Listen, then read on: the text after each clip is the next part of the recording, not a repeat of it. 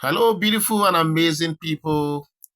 How are you guys doing today? I'm so glad to be in your midst. And just like we promised, we told you we are going to give you follow-up videos on what is going on, the political conundrum in Burkina Faso, the political power play between the West, and that country, I'm talking about Burkina Faso now. Don't forget that just a few days ago, the top military hierarchy of the United States of America came out to begin to accuse Traoré Ibrahim, that is using his country's resources, that is plundering his country's resources, for his own to equip himself and stuff like that. Normally this is a known pattern with the West.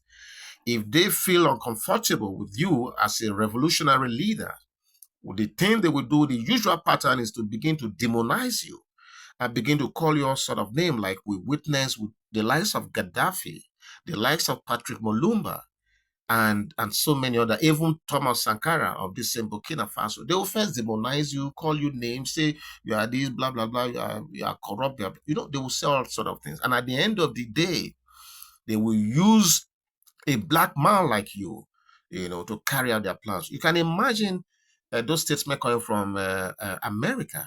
And now it is a black man, that they are going to use to come to Burkina Faso to forcefully, because what they are saying is they want to come to Burkina Faso so that they can give the resources back to their people. And the question is, when did this love thing start?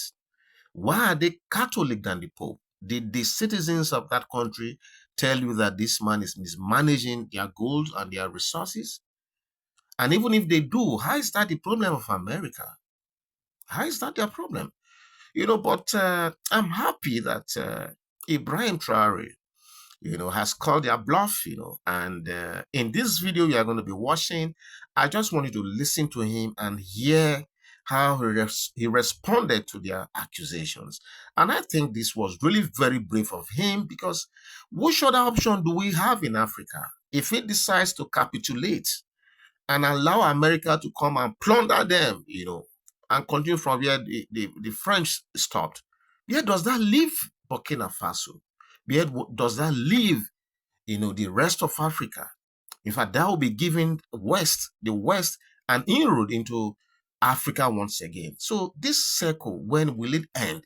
So I want to really say I'm so proud of Ibrahim Traoré at this time for being able to summon that courage to address his people and to call the bluff of the Americans. The truth of the matter is, if you don't fight for what belongs to you right now, when will you ever do that? And what will become the lives of the unborn generation? What will become the future of Burkina Faso and by extension, the rest of Africa?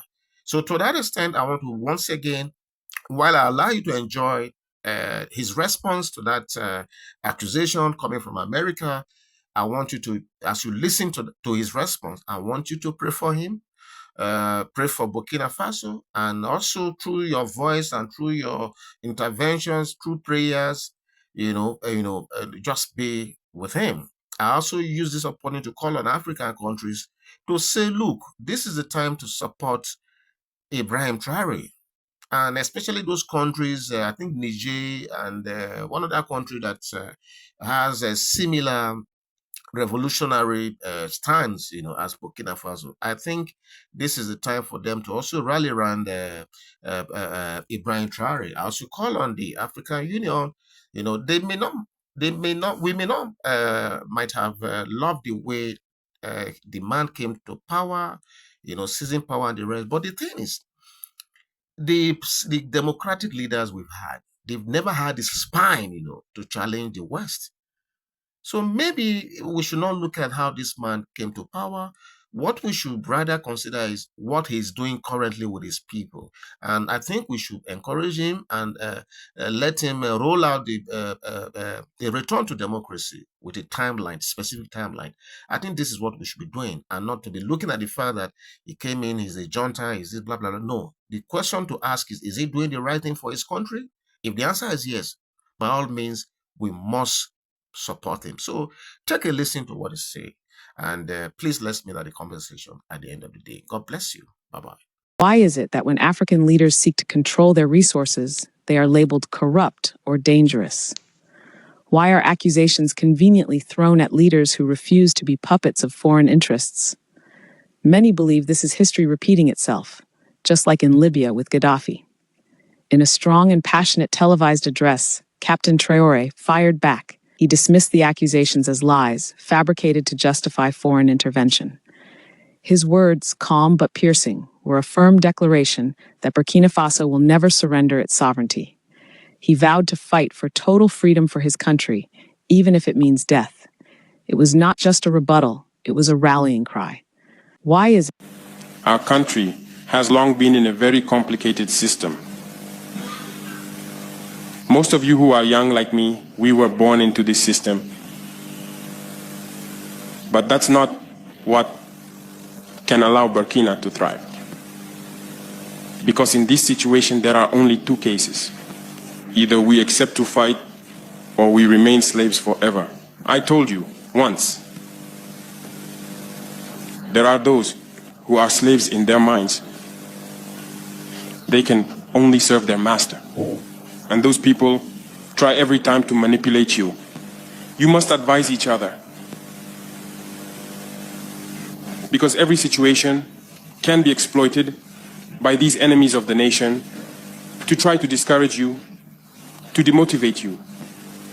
So you must advise each other and not pay attention to certain remarks, even on some media. None is obliged to be patriotic. You are the first patriots. You have decided to defend the homeland. There is nothing better than that. Those who want to support you, let them support you. Those who want to discourage you through writings, you must close your ears and move forward.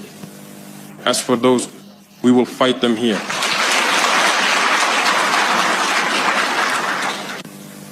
So, we must remember something.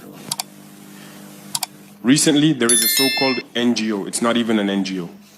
Because NGO stands for non-governmental organization. They are not non-governmental because they are funded by a federal budget, by a state. This so-called NGO produces reports claiming that the FDS and the VDP commit abuses. It went in here, it came out there. It's to tarnish your morale. It's to scare you, to prevent you from being able to fight. No. Moreover, we are going to file a complaint against this NGO because people need to understand something. What is happening to us here? It's true that they have manipulated part of our populations in the Sahel here, but they didn't have that kind of weaponry. What brought such significant weaponry into their ranks? It's Libya. Who destroyed Libya? It's this NGO, the same NGO that made false reports and gave them to those who wanted to create a rebellion so that people would intervene and overthrow Gaddafi. And the powder keg ended up being poured into the Sahel.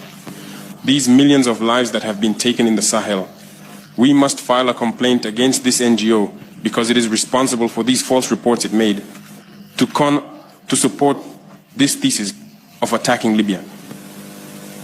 They have no moral lessons to give us. Look at the world.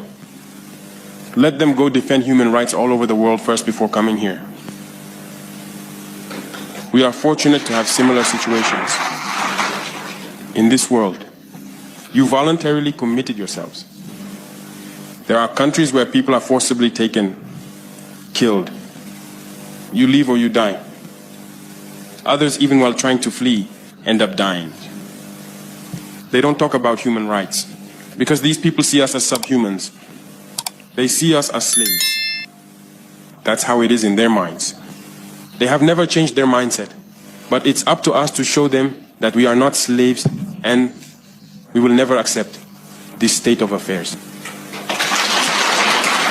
So don't be fooled by the stories. They tell to anyone who will listen.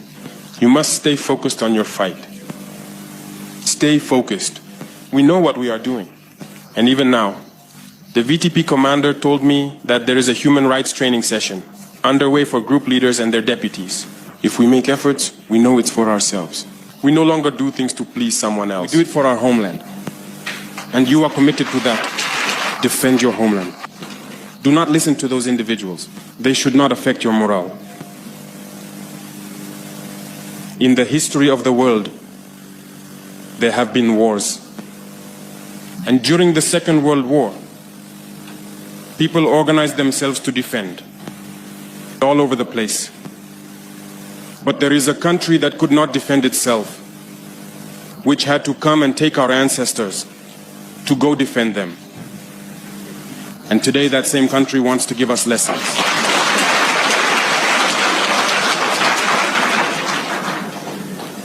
The pot calling the kettle black. No. You are the descendants of those same ancestors who went to defend others, who liberated the world from Nazism. Today you are fighting for your lands. These same individuals dare to create terms to tarnish you. We oppose this. We will never agree. Continue to defend your lands. It is your wealth that interests these people. It's our gold, it's our minerals that interest them. Otherwise, why come and drive out entire villages to seize our lands? So we will fight and we will reclaim our lands, our wealth. It belongs to us. It's for us. It will benefit us and our children. I therefore encourage you to remember that this war is to free us from slavery. It's for our independence. And you must keep your spirits high, stay strong. Never give in to manipulators, to those individuals who no longer understand the notion of homeland, or to those people who come from outside to try to subdue us through their terms and their organizations they created to enslave us. Fight, move forward, do everything you can. Draw, as I said, from your cultural resources, from what you have been shaped by since the village. Draw from it and wage this war. Stay focused and stay strong.